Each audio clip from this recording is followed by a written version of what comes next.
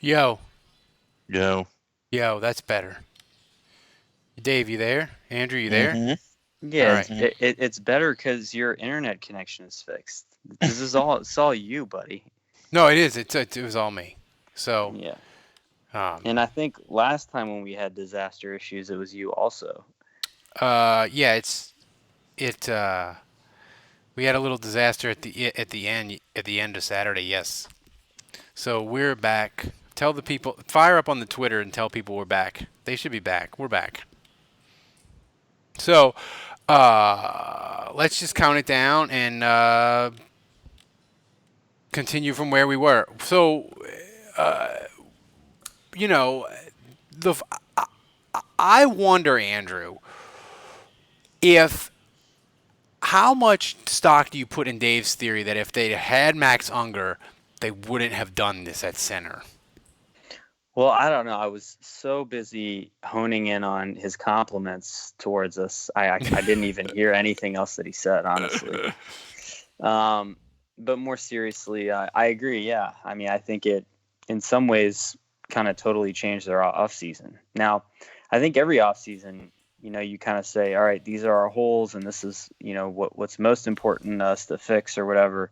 But I think center be obvious or just offensive line, and I don't think it was just Unger. That's the thing. I mean, you look at how that season ended, and I just think the number of injuries, like they took their toll, and that's not the reason they didn't make the Super Bowl, because obviously the bad call prevented them from going. But if there was one other thing you could blame, it's the offensive line being so injured. So I think they felt like they had to go out and fix that anyway. Dave, do you? I mean, the thing is, they always have a fever to trade up. So I hate to say like, well, if they would have, if Unger would have came back, they wouldn't have made a move for this guy or somebody else. I feel like they might have still done it because Unger was really beat up to hell at the end of last year, and McCoy can play guard. Easton can play guard, so like they could still.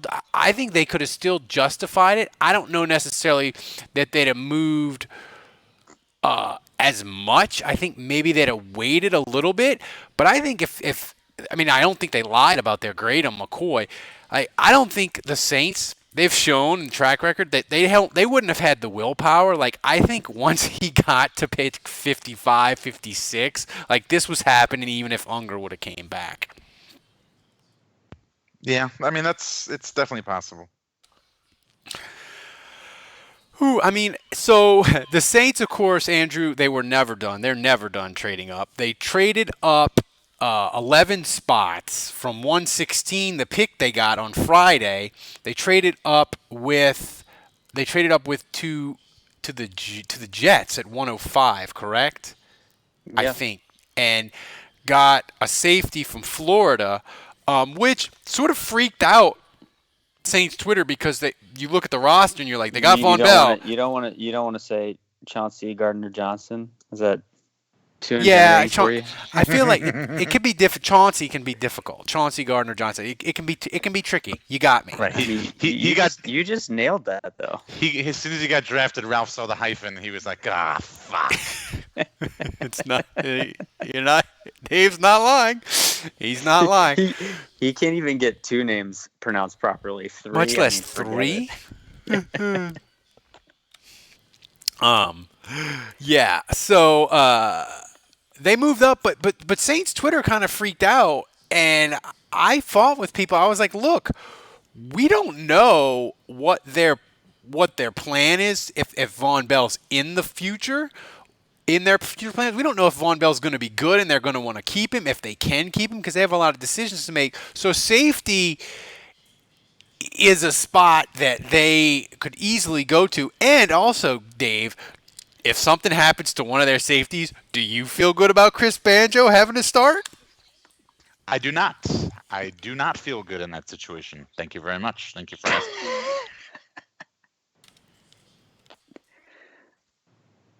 Oh no, Ralph, unmute yourself. Uh, I'm There you No, here. go. you're I'm fine. here. You're fine. Can you hear me? Okay. Yeah, Yeah. now I can. Yeah. So yeah, I mean it Uh, would. But Go ahead. if you would like me to, I was just saying, if you would like me to expound on that any I further, would. apparently the dead air. I guess you were hoping for more. I'm pretty sure he muted himself. Um, it's like Andrew said. They're really, other than quarterback or a punter or place kicker.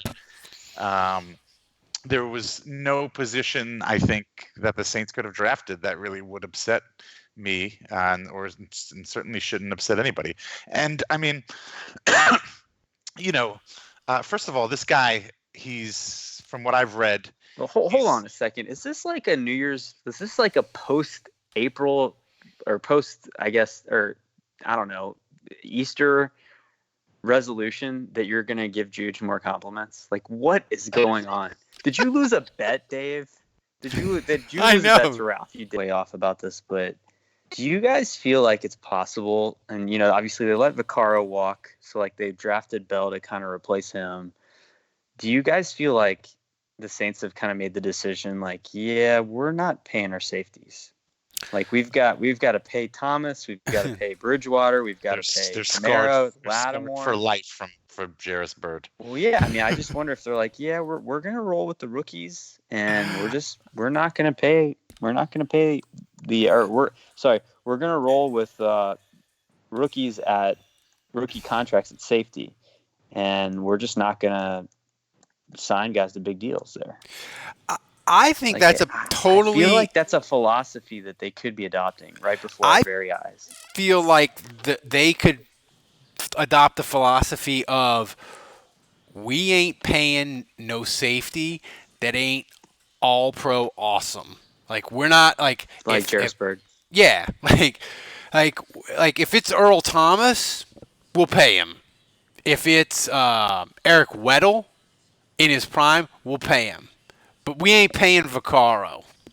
We're not paying a Vaccaro quality center. We're not paying a Kenyon Neal for Atlanta, he's okay. He's all right. But like they made that decision, and maybe they wouldn't make that decision if their roster wasn't loaded.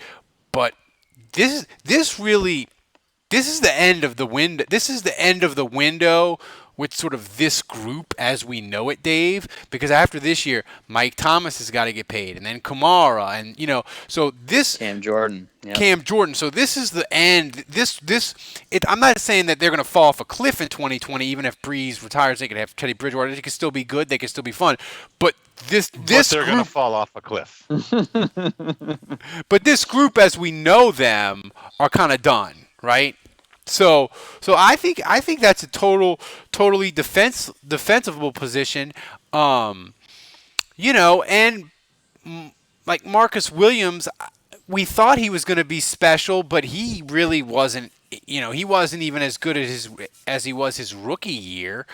So this is, I mean, we're discussing this, and this is kind of, this to me is the downside of the trading up and the being loosey goosey with draft picks, and that is that,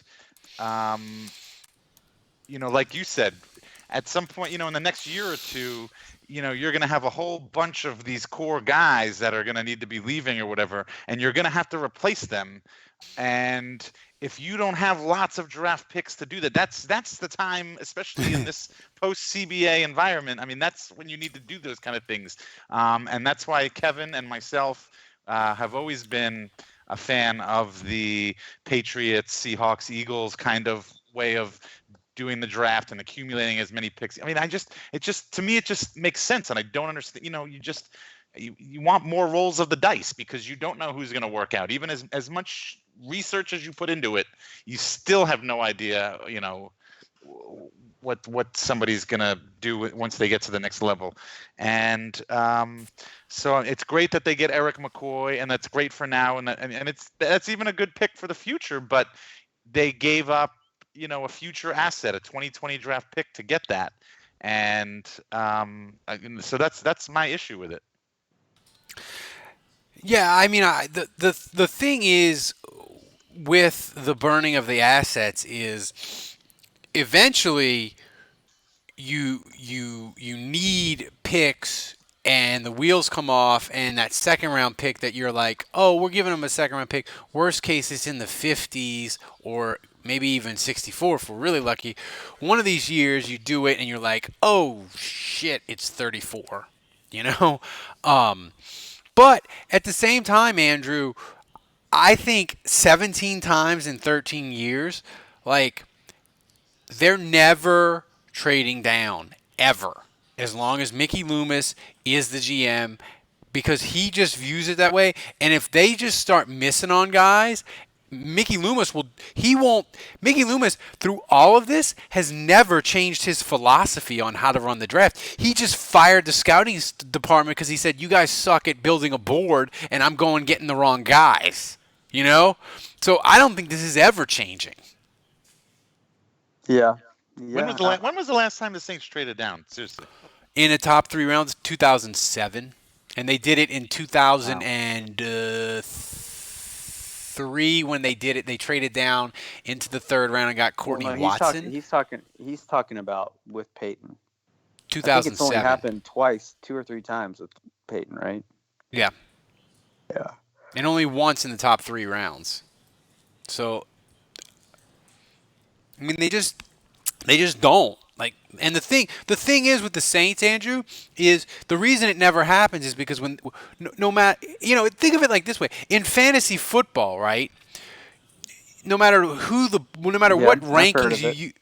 no matter what rankings you use, right? There's always going to be somebody when you pick in the first 2 rounds that falls to you. There's always going to be a guy on your board that's super high rated that you're going to be tempted to go and get. And the Saints Well, yeah, when all some team picks Daniel Jones 6th overall, I mean,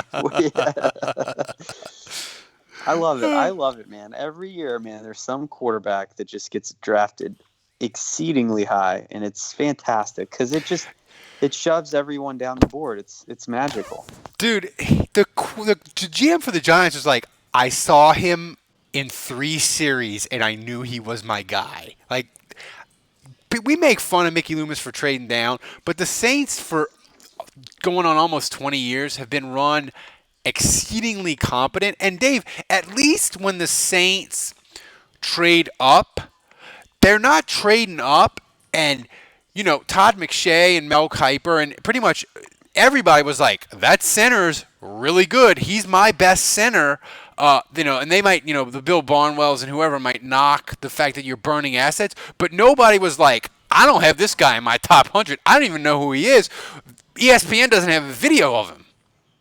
So at least it's not like it might be crazy as far as trading up, but when the Saints pick, when was the last time? I mean, even Rick Leonard, like they picked him. That wasn't a high pick. Like when was the last time the Saints did something batshit crazy in the first 3 rounds where ESPN was like, that's insane?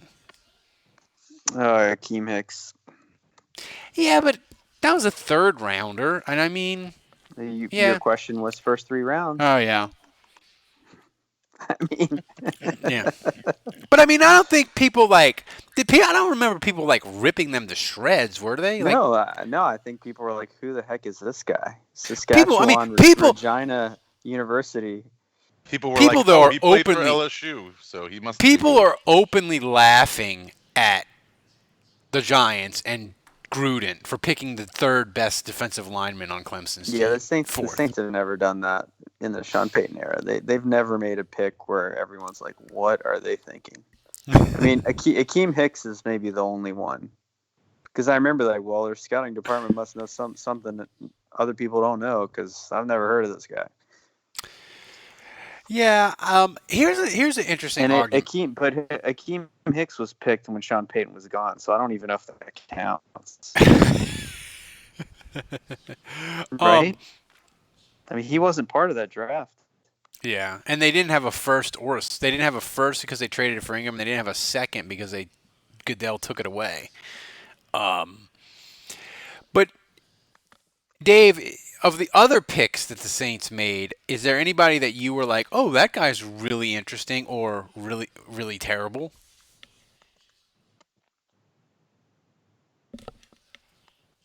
Dave, Dave. unmute yourself. Oh, Yeah. sorry. Well, I mean, of the picks, I mean, obviously, we didn't do any research on any of these guys, so I didn't know anything about any of these guys coming in. Um, I'm surprised to see them take two safeties, although again, uh, Wait. Did you just say we? yeah. Speak for yourself, bro. Although Chauncey Gardner-Johnson again, I think is. Did you not hear our amazing evals of all these draftees? I mean, I toured the country That's getting right. That's NFC right. I forget. scouts to speak to me. That's right. Yeah, I did we had a lots of couple research. guys, man. David sweat, and Sills, he didn't tears, even man. make it. He didn't even get picked. He didn't get drafted. That's Are you- right. are We you- did are you kidding research me? on guys that weren't getting picked, Dave. Wow. Why? Wait a minute. Why did you do a whole profile on a guy that wound up not getting picked? Is he that terrible, or did something major happen? Was he I caught don't. He was smoking rated weed? as I like think it was kind of a big surprise. I think it was a big surprise he didn't get drafted. he was like a third. He was rated anywhere from. I saw him in the anywhere from like 120 to 180 is rated. I don't know, man. And the Saints like sent a bunch of people to West Virginia, but I guess they were just looking at the quarterback. I don't know. Like I was surprised. I was pretty. I thought Foster Moreau for LSU was going to be one of those guys that people thought was going to get picked and then would slide into the 5th, 6th, 7th round, and the Saints would be able to get him. But John Gruden went up and got him. By the way, I didn't know till today that Foster Moreau went to the same school that my son goes to, Oh, like grade school. so he's probably soft then because he's super upper. He's super duper middle class.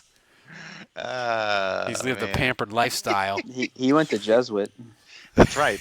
That's right. That's where Is my that where son. you're gonna send your kid, Dave? He's gonna go wherever he wants to go, but it's more than likely that that's where he's gonna want to go. Yes. My whole family went to Jesuit, pretty much. Well, then I'm gonna have to get him to change his mind, then. Yep, there you I go. went to Brother Martin. There's the Dave I know. There He's you down. go. There you go. Yeah, I was worried for a second there. No, but the one that interests me is the undrafted free agent. For two reasons. One, because people keep talking about him. He's a wide receiver, Lil Jordan Humphrey. And that's not my name for him. That's not just the cute little nickname I came up with for him. That's his name. His name's Lil Jordan Humphrey. And but after the Saints signed him, everybody was talking about how he's a steal. He was awesome in college. He's perfect for the Saints. So I think out of all the undrafted free agents, he's the one that's got everybody most excited. But we got to talk.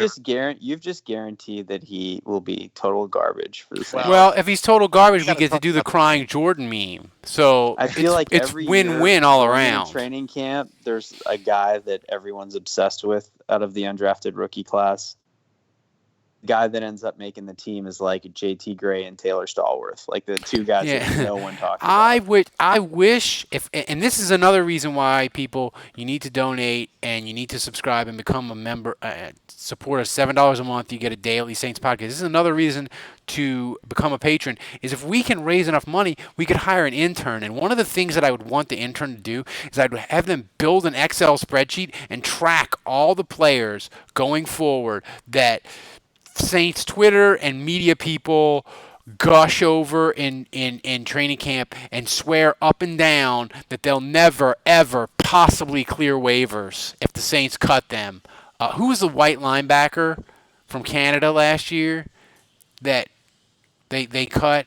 Eric Big Harris? Hill. No, Big Hill. Adam Big Hill. Big Hill. Yeah. Adam Big Hill. Like, I got into like Twitter screaming matches with like 3 and 4 people. I'm like, I think they can cut the shorts.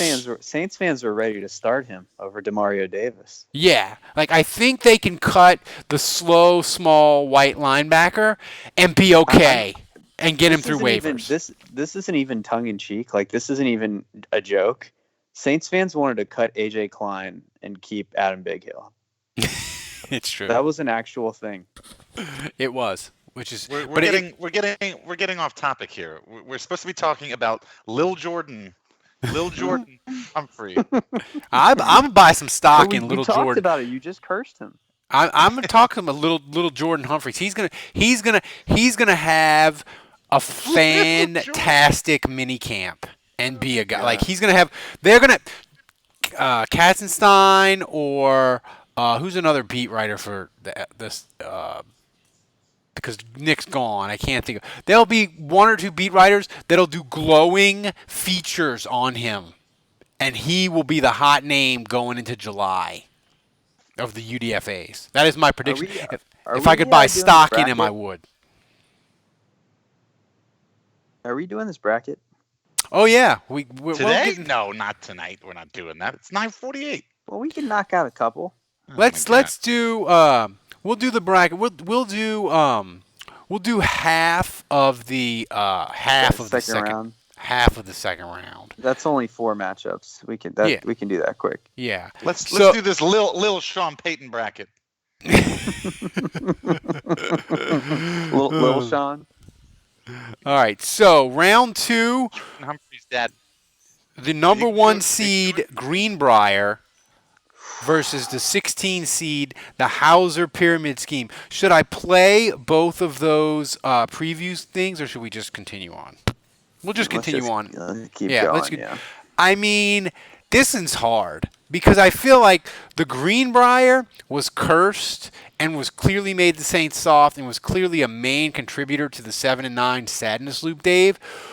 But if you're going on bad decisions for Sean Payton, the Hauser movie tax pyramid scheme cost him 145 grand. So I mean, money's money, man. I'm going Hauser pyramid scheme here. So who you got, Dave? Me. Well, yeah. This is technically about Sean Payton and his decisions, and how they affected him in his life. So obviously the Saints went 7-9 3 seasons after they went to West Virginia, but Sean Payton, one, still has a job. He's dating Miss West Virginia. And he's still out that $140,000 that Kevin Hauser screwed him out of. So I'm gonna say I'm gonna go with you, Ralph. I'm gonna say the pyramid scheme. Yeah, well, I talked about all my reasons why I love the Greenbrier. I still think blaming the Greenbrier for the Saints.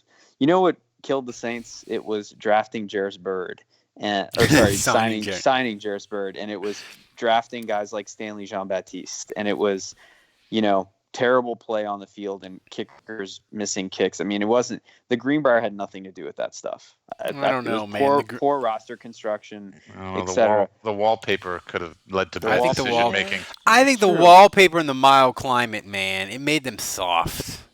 It made them soft. If they'd have been training in the South Louisiana Heat in 2014, they'd have gone 8-8 and won the South. I believe it in my heart.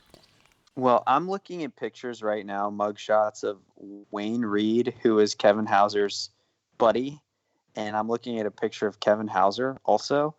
These are headshots, and I look at these two dudes' faces, and how you could ever think it's a good idea to give both of these idiots hundreds of thousands of dollars.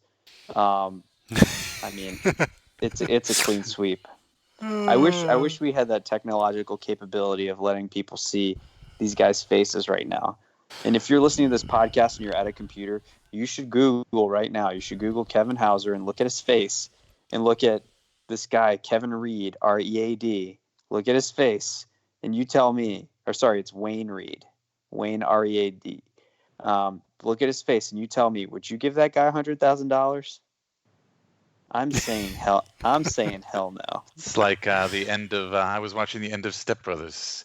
I just want to punch you in the face. Yeah, it's just something about your face that just makes me want to punch you right in your mouth hole. Your mouth hole. They should have just taken that $145,000 and set it on fire. Well, that's a huge upset. We need the air horn. Yeah. Oh, yeah. This. Or we could do this sound of breaking news. We have an upset. The Greenbrier is lost. Details at 11. All right, so another second round match update. Dave, I'll let you kick this one off because this has your boy in it. Number 8 seed Ducks in a Row email versus number 9 Nick Fairley contract extension. Shit, this one's tough. It is, man. I mean, obviously I've got a vested interest in Nick Fairley continuing on in this tournament. Man, but the whole Ducks in a Row thing, I said in the first round, it's not really fair that Payton, that Roger Goodell's bias and stupidity. Shit, who do I go with this? I'm gonna go with. This is really tough. I'm going with the. I don't know. And is the Nick Fairley? That might have been a Mickey Loomis decision too. I'm gonna go with Fairley. I think Fairley was the worst decision. I can't believe you even thought about that for a second. No. I have to give this bracket the time, attention, and respect it deserves. I thought you were going to give Nick Fairley. I mean, I thought you were going to vote him straight through to the championship. No. I'm an honest man. I wouldn't do that. I wouldn't be biased just because. All right. So first of all, someone in the chat is saying, I love how tired you all sound. Well, my in-laws are in town, so I have to be quiet. I can't be waking people up. My in-laws. Yeah. So that's my excuse. It's not actual fatigue, but let's see. Fairley extension. I mean, Ducks in a Row email. I don't know. I'm gonna wait. I'm gonna let Ralph pick first, actually. I'm gonna go the Fairley extension just because I know Ducks in a Row was bad, and that's part of why Sean Payton got destroyed in Bounty Gate and had set out of year. But the next matchup is really the main reason. That Fairley extension, it worked out okay because they were great in 2017 and it was fine. But man, I remember when that news hit and we were like, oh my God, the doctors fucked it up again. Like, how did this happen that they just gave Nick Fairley $30+ million and it's voided and it's over? And oh, by the way, Teron Armstead is out for a lot of the year and Unger might not be ready for the beginning. I remember it was like the turd cherry on top of a horrible summer. And man, it was just. I gotta go. I gotta go. Nick Fairley. Cool. Well, I can't allow a clean sweep here, so I'll go Ducks in a Row.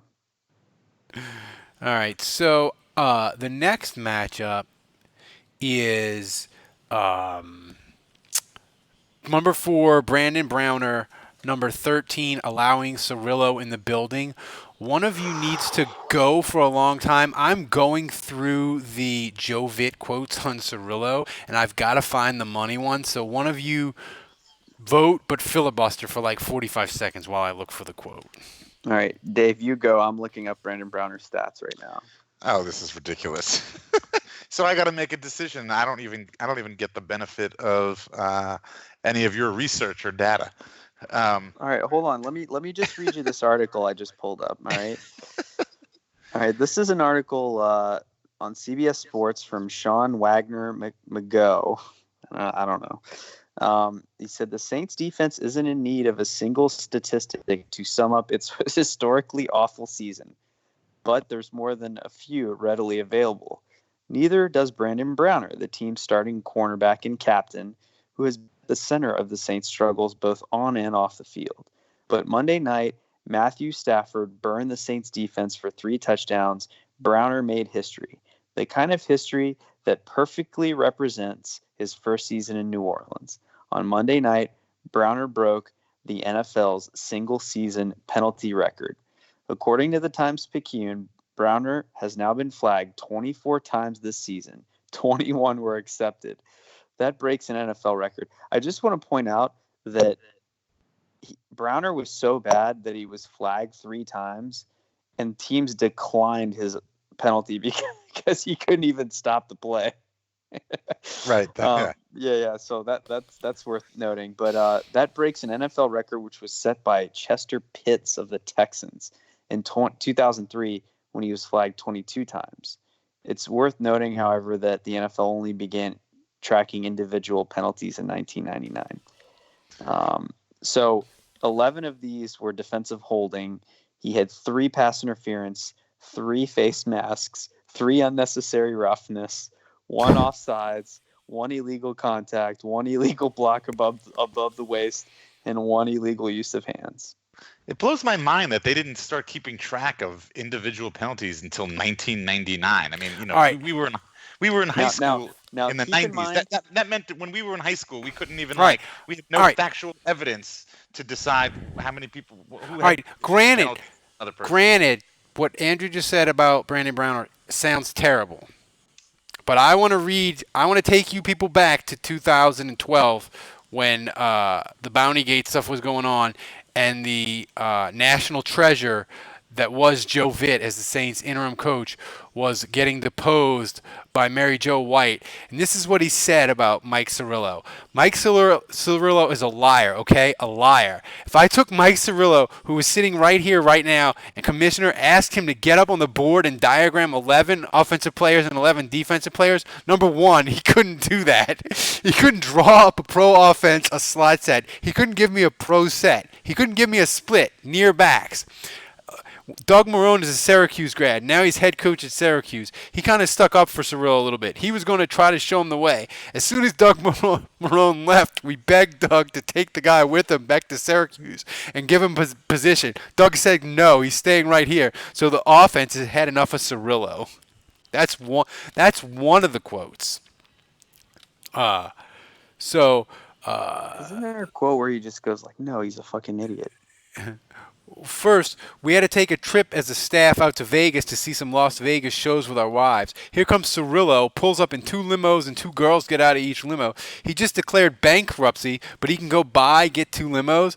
I'm going to be reminded of in a couple of minutes how dumb I am. The red light going off.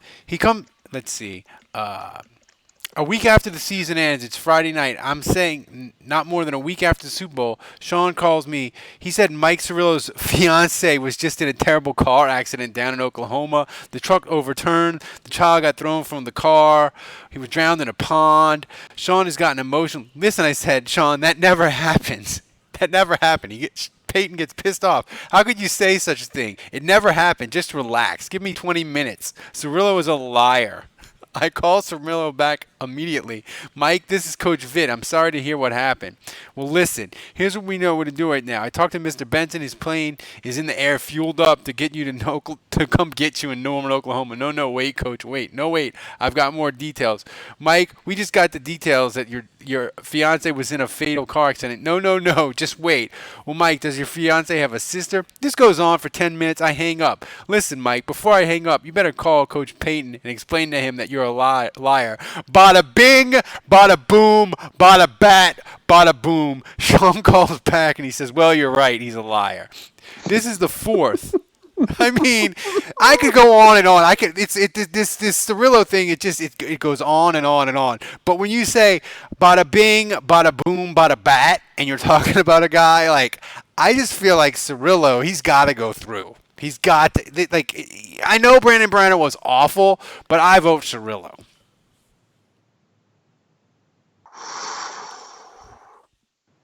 Dave, Hey, who are you going with?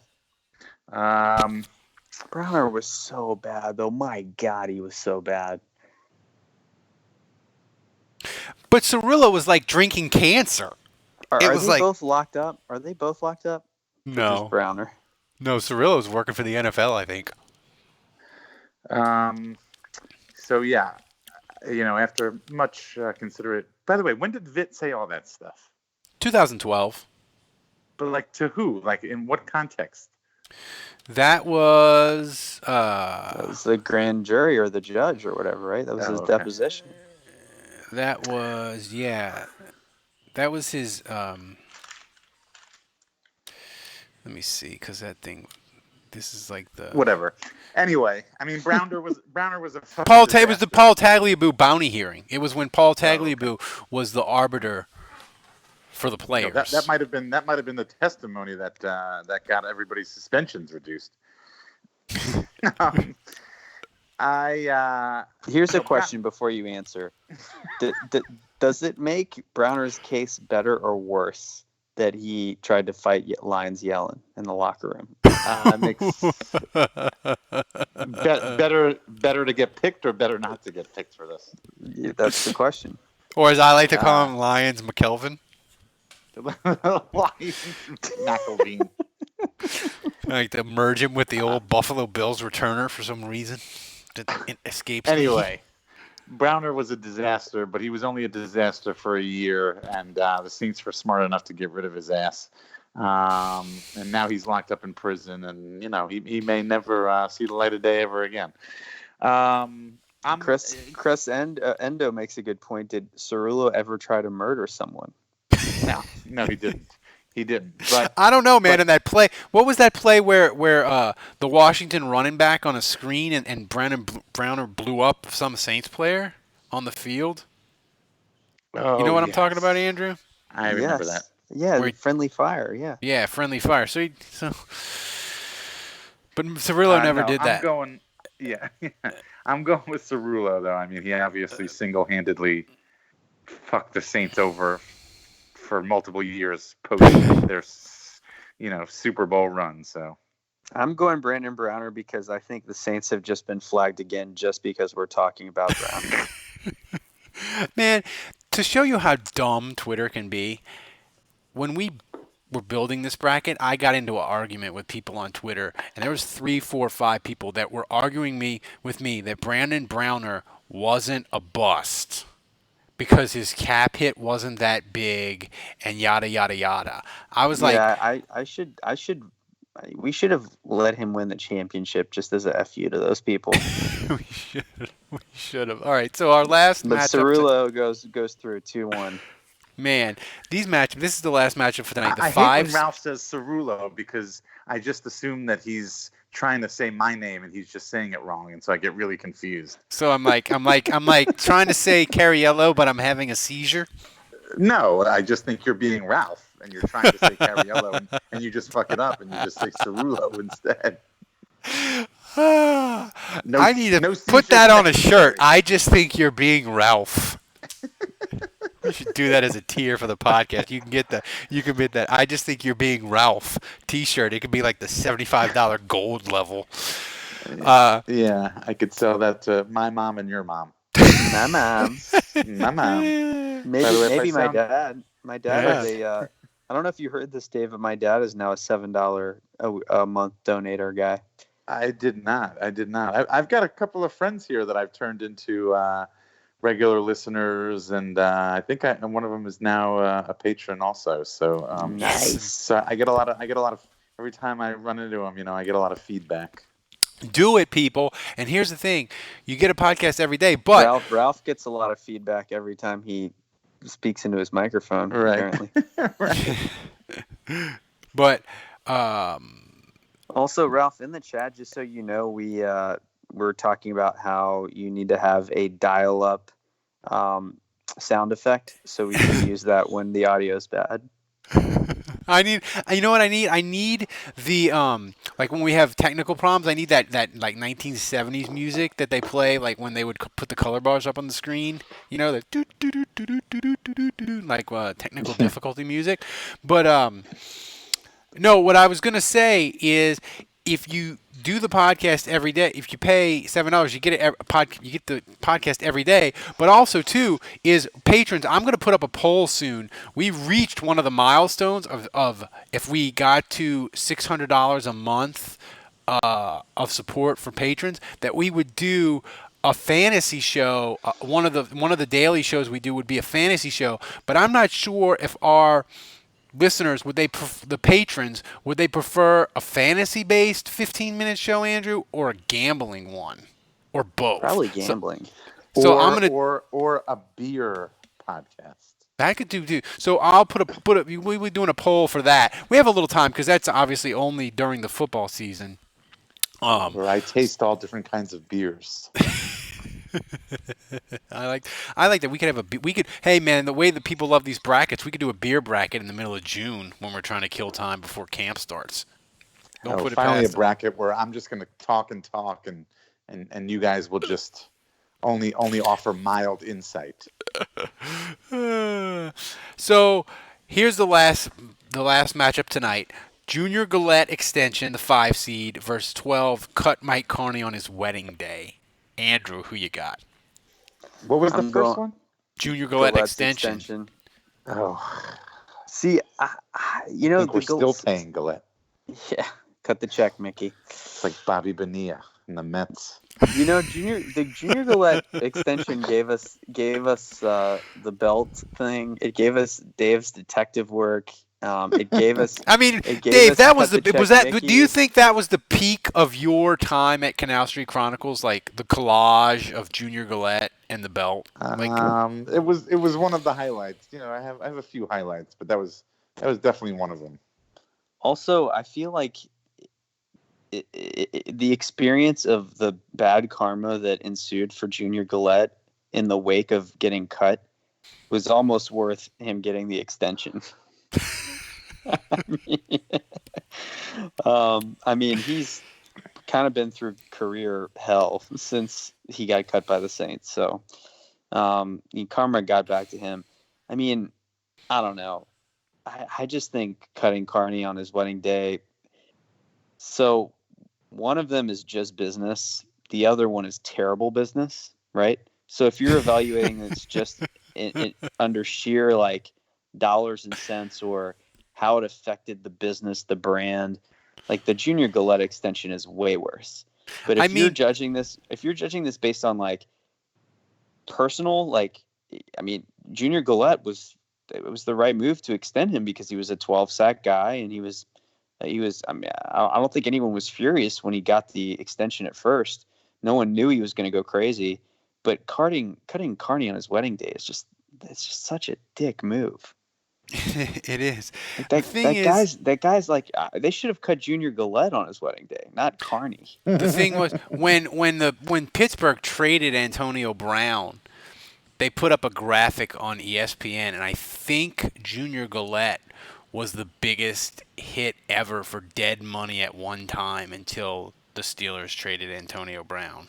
Because Junior, when the Saints had to cut Junior, it was like 18 point something of dead money that hit the cap immediately.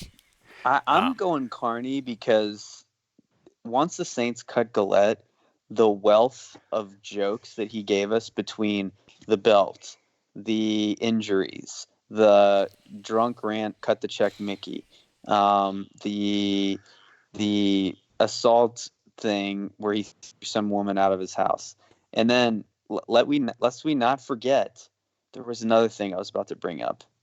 There was The Dave. Cat Terrell the Nobel Prize investigation piece by Cat Terrell that was just glorious about him fighting people in the locker room. Oh no! I know what it was. I was gonna say it was the burner account. It was the burner Twitter account where he started to air the dirty laundry of all the Saints players one by one. I mean, that was almost worth it for me. So I love Mike Carney. I'm still pissed at Sean Payton about that. I mean, if Junior Gillette, if he wins this tournament, you think if I invited him on, he'd come on the show? Yes. No, not if you told him who I was.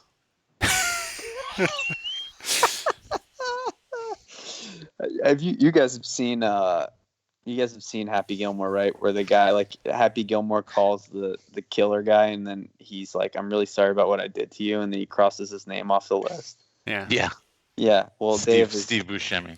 Dave is definitely on Junior Gillette's list.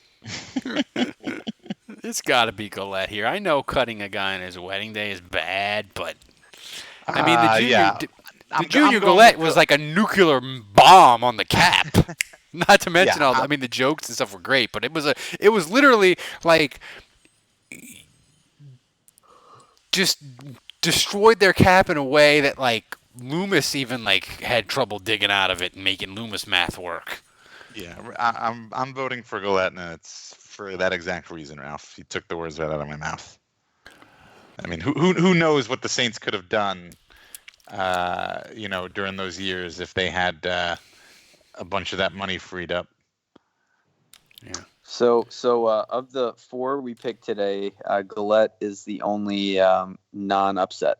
So Yeah. Cerullo, Pyramid Scheme, and Nick Fairley are all upsets. Yeah, it's a strong. I mean, second round games is Hauser Pyramid Scheme, Nick Fairley's extension, allowing Cirillo in the building, Junior Gillette extension. That's strong. It's a strong Elite Eight. We'll get to the other four next week. Andrew, do we have questions in the chat room before we get on out of here? No, just a lot of hilarious comments. People. People love this bracket. Oh, and I forgot to give credit to someone, but they went through the bracket and they were like, and they asked me, do you think not having Rob Ninkovich in the bracket is an oversight? And I have to say, yeah, Andrew, that cutting Rob Ninkovich, that should have been in the 32, don't you think? The one that got away. I mean, I think I don't know. Would he have been as good with Joe Vitt teaching him for his entire career? Ooh, roasted. Roasted. I mean, should it really be letting Vitt teach linebackers? Shouldn't that be? I forgot about that. I was going to bring that up. I was talking to people, and we were trying to figure out, because the Saints, they drafted Caden Ellis from Idaho, another linebacker, late pick, so it doesn't really, not like he'll be, if he flops, it's not a bust. But we were trying to figure out the last time the Saints picked a really good linebacker, and we had to go all the way back to Winford Tubbs in the mid-fucking 90s. I mean, Anzalone, I wouldn't qualify him as good yet. I'm sorry, who? Who did you just say? I think I said this guy. Anzalone. But I mean, Andrew, I can make a case that Anzalone's the best Saints linebacker picked since the year 2000. In the year 2000. I mean, they've had like 3 different scouting staffs, different. Colby Bockwald wants the word. Oh my God. James Allen had that touchdown against Tampa that one time. Oh God. Oh yeah, on the fake punt pass that was thrown right to him. Yeah. Well, it was a botched punt. Botched snap. Yeah. Good times. We could just we got some Twitter questions.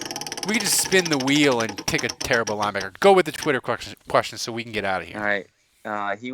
Tom Stewart wants to know who gets cut from the draft picks. The dude from Rutgers, the safety, he is donezo.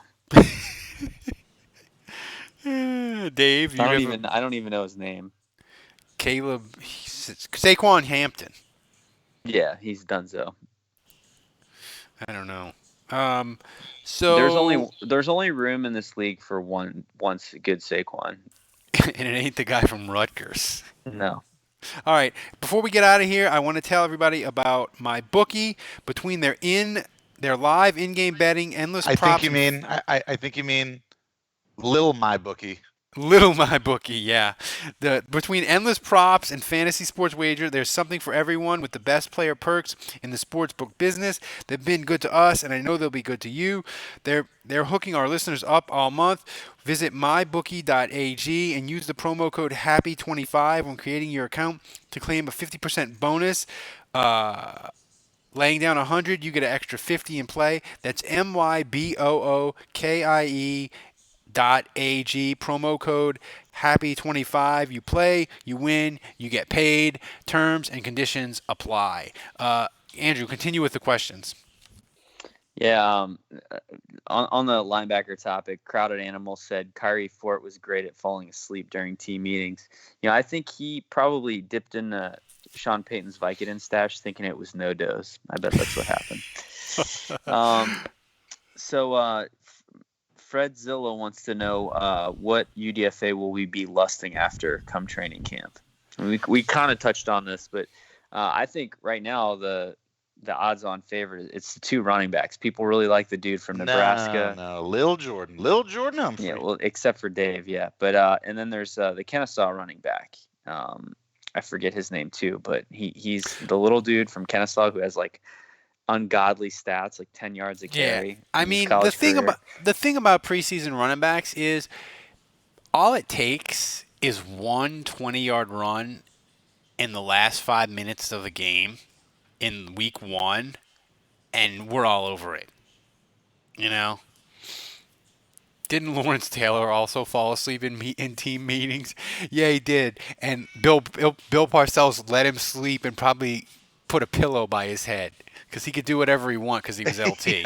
Yeah. Kyrie Fort's got a long way to go before he's allowed to sleep in meetings. like actually getting on the field during a regular season game. Let's start with that first. So my brother-in-law is listening, and he just texted me that my brother-in-law. He's listening, and he said we didn't set up ducks in a row enough. He doesn't understand or know what that is. Oh well, we set it up in the first round. Yeah, we're not very friendly to first-time listeners. Yeah, that's right. Ducks in a row, basically. If you're new to this podcast, it was an email that Sean Payton had sent to someone in the Saints organization when they knew the NFL was investigating them, and he said, get all the ducks in a row. And Roger Goodell pointed to that email as saying that was Sean Payton lying and trying to cover up Bountygate, telling everybody to get their ducks in a row, which I don't think that's very nefarious at all. People at my work say that all the time. I think of it as horrible because of Bountygate, but 99 out of 100 people, if you said, get your ducks in a row, I don't think they would find that nefarious at all. Yeah. And I like saying the word nefarious. It makes me sound fancy. Yeah, it does. Multiple times tonight.